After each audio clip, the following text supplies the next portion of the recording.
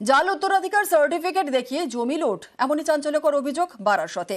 আত্মীয়দের বিরুদ্ধে পুলিশের নালিশ দুই ভাইয়ের।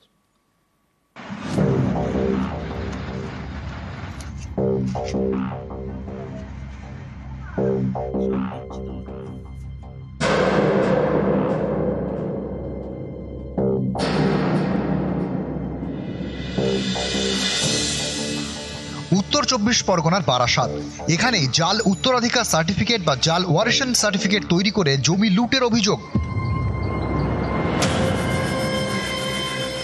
বারাসাত পুরসভার 29 নম্বর ওয়ার্ড বরিশাল কলোনির কুতুলশাহী রোড এলাকা। এখানকার বাসিন্দা ছিলেন কল্যাণ দাস এবং তার ভাই নীলরতন দাস। দুজনের নামে একটি জমি রয়েছে। এই দুজনের কেউই এখন বেঁচে নেই।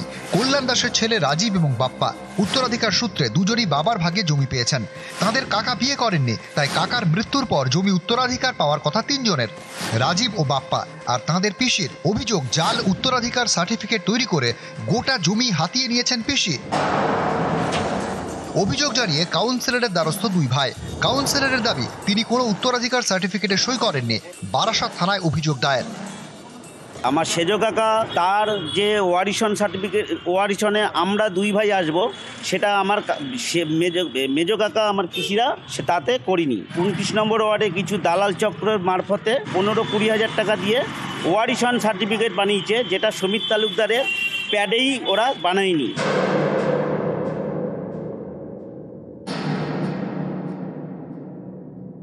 যেহেতু তার কোনো বিয়ে তা করেননি, সন্তানাদি নেই, কিছু নেই, তাহলে সেই সম্পত্তিটা ওয়ারিশ কিন্তু প্রত্যেকেই হয়। কিভাবে হলো, কেন হলো, আমি এখনো যদিও কাগজপত্র কিছুই দেখিনি। আইনি তদন্ত এবং এর পেছনে যে বা যারাই থাকবে তাদেরকে তদন্ত করে ধরা। বারাসাত থেকে জিয়াউল আলম, নিউজ 18 বাংলা।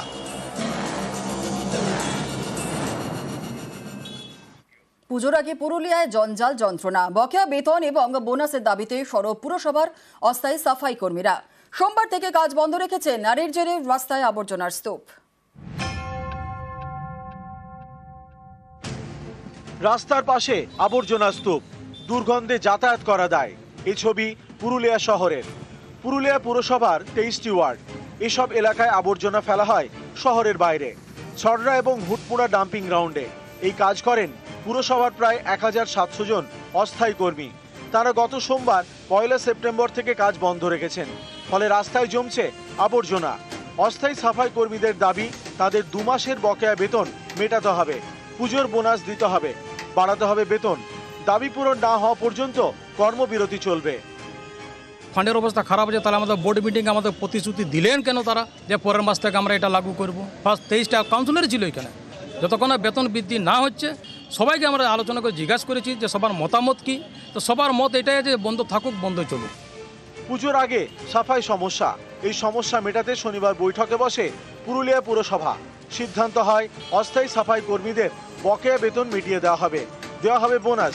তাতেও জট কাটেনি, কারণ এদের সম্পূর্ণ পেমেন্ট নিজস্ব তহবিল থেকে দিতে হয়। তো এই টাকা দেওয়ার মতন অবস্থায় এখন বোর্ড নেই। আর শুধু কনজারভেন্সি নয়, সমস্ত দপ্তরেরই তো বেতন বৃদ্ধির ব্যাপারটা রয়েছে। বোর্ডের সিদ্ধান্ত না হলে আমি একক ক্ষমতায় তো আর বৃদ্ধি করতে পারি না। শহরবাসী খুব অসুবিধা ভোগ করছি।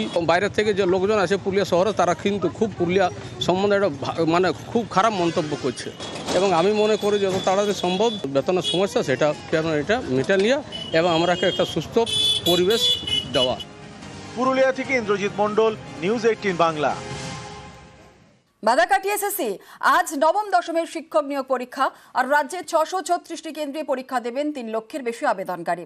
শিক্ষক নিয়োগে একগুচ্ছ সতর্কতামূলক ব্যবস্থা এসএসসির, সতর্ক প্রশাসনও।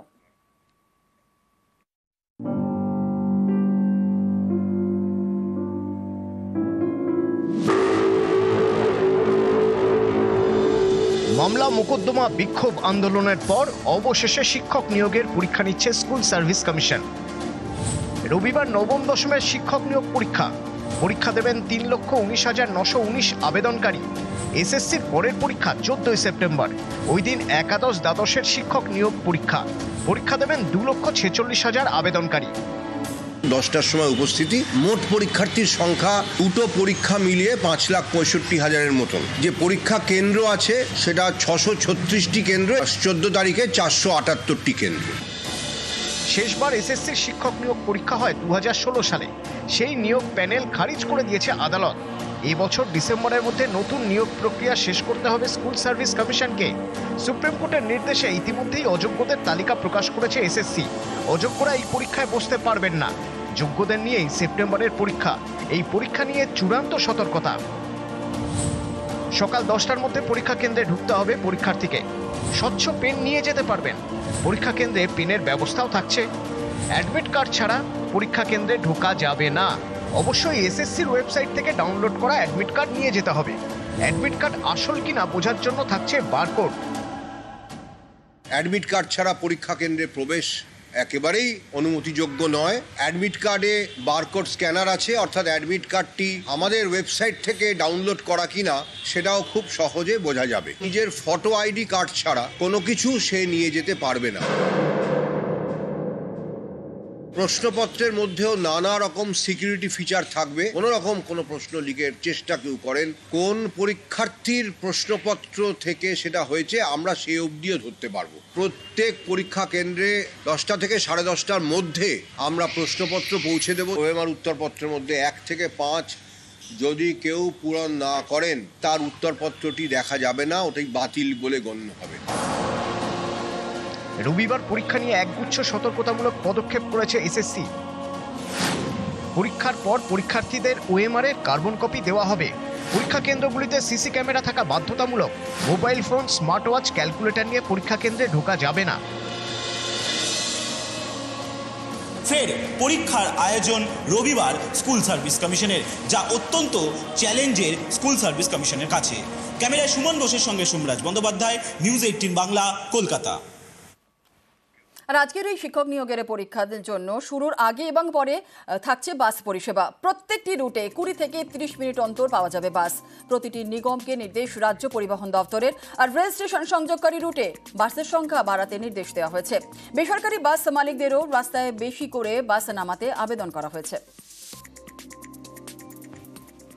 আমরা ইতিমধ্যে প্রতিটা এসটিউতে আমরা নির্দেশ দিয়েছি যে বাস সার্ভিস একেবারে স্বাভাবিক রাখতে, যাতে পরীক্ষার্থীরা পরীক্ষা কেন্দ্রে সময় মতো পৌঁছতে পারে বা পরীক্ষা শেষে আবার বাড়ি ফিরতে পারে।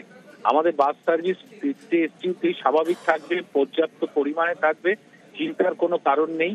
এবং ফেরি সার্ভিসও আমরা চালু রাখছি যাতে পরীক্ষার্থীদের কোনো অসুবিধা না হয়। এমনি নর্মালি রবিবার একটু কম, যেহেতু অফিস বন্ধ থাকে, সাধারণত একটু কম বাস সার্ভিস থাকে, কিন্তু কালকের জন্য সেটা আর হচ্ছে না। আমাদের যা স্ট্রেংথ আছে আমরা পুরোটাই ফেরি সার্ভিস এবং বাস সার্ভিস কালকে পশ্চিমবঙ্গের রাস্তায় রাখছি।